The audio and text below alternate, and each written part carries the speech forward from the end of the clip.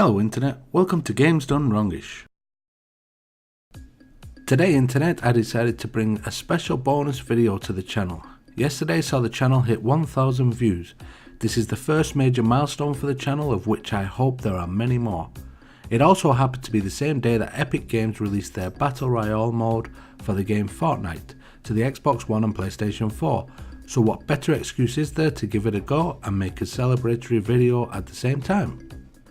Fortnite Battle Royale seemed to have snuck up on me out of the blue. I got wind of this mode due to the drama it has caused with PlayerUnknown's Battleground, or PUBG for short. For those that do not know the story, Bluehole's Vice President Chang Han Kim made this statement in a press release. We've had an ongoing relationship with Epic Games throughout PUBG's development, as they are the creators of Unreal Engine 4, the engine we licensed for the game. After listening to the growing feedback from our community and reviewing the gameplay for ourselves, we are concerned that Fortnite may be replicating the experience for which PUBG is known. He also went on to say, "We have also noticed that Epic Games references PUBG in the promotion of Fortnite to their community and in communications with the press. This was never discussed with us and we don't feel that it's right." While I do not really think they can claim any sort of copyright on the Battle Royale formula, it does seem a little underhanded of Epic to mention PUBG in their promotions for Fortnite.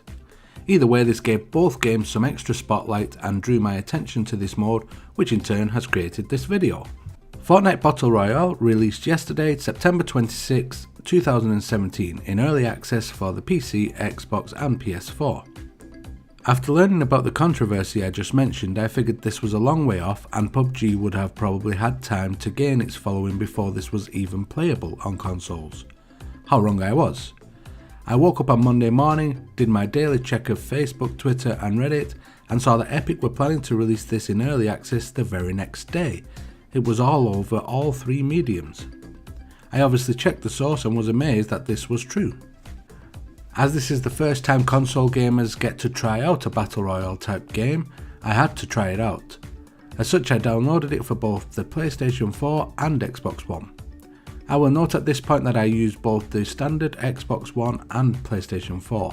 This is to keep the content I make relevant to anyone with any version of these consoles. I do not use a PS Pro or One S for my overviews, as I feel that would not be a true overview for everyone. With that in mind, let's take a look at the state of the game right now. Both consoles suffer from a little popping of textures and slowdown right now. This is more noticeable on the Xbox at the moment. Spinning around in a 360-degree motion on the Xbox seems to muddy the image and be much more blurry than it does on the PlayStation 4. I also noticed some strange shadowing on the characters on both platforms. They seem to stand out more on the Xbox, but that could have just been down to it being nighttime when I noticed it on Xbox.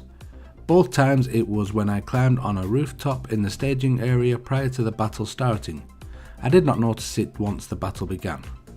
These are minor things that can be fixed, however, over time with some optimization done for both systems. The game only officially launches in its free-to-play state next year anyway, so there is a lot of time to polish the game and get it right. There is no character selection available at this time as far as I could see. I only tried solo, so if this is different when playing squad mode, then I do apologise. On one of the loading screens I was confronted with a message that said if you play as a ninja, you can double jump. So I looked everywhere to try and change my character to a ninja to try that out, but I could not seem to find that option anywhere. I also did not see any ninjas when playing the game. They are ninjas though, so maybe they were just very good at their job. When the match starts, you as your randomly assigned character and 99 other players are taken into the battleground on a hot air balloon party bus. After 30 seconds or so, the doors are opened and you are allowed to jump out and glide down to the ground. You can jump out right away or wait a while to try and find a secluded area of the map that not many players are aiming for. This will give you some breathing space to gather some weapons and resources before staging your attack to try and win the game. Alternatively, you can jump into the battle right away, hoping to be the first to pick up a weapon and snag some frags. There is currently no rankings, leaderboards or progression right now, so it is hard to say if getting frags will be more or less beneficial to lasting as long as you can when the game is complete. For now, the only goal is to try and be the last man standing. My strategy so far has been to try and glide away from the mob, then come back geared up and pick off the remaining foes. This has not paid off too well for me so far though. I am not the kind of person to scream "oh my god lag" in a multiplayer game, but take a look at this clip from the Xbox One version.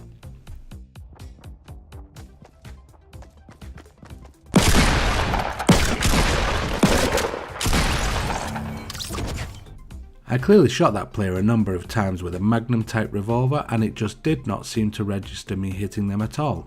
Perhaps they just moved out of the way in time and it was my aim, but at the time it felt as if my shots just did not register. This seemed to also happen to another player in this clip. They were shooting me point blank with a shotgun and it took 3 to 4 shots before one actually connected. The same can also be said for the following clip on the PlayStation 4.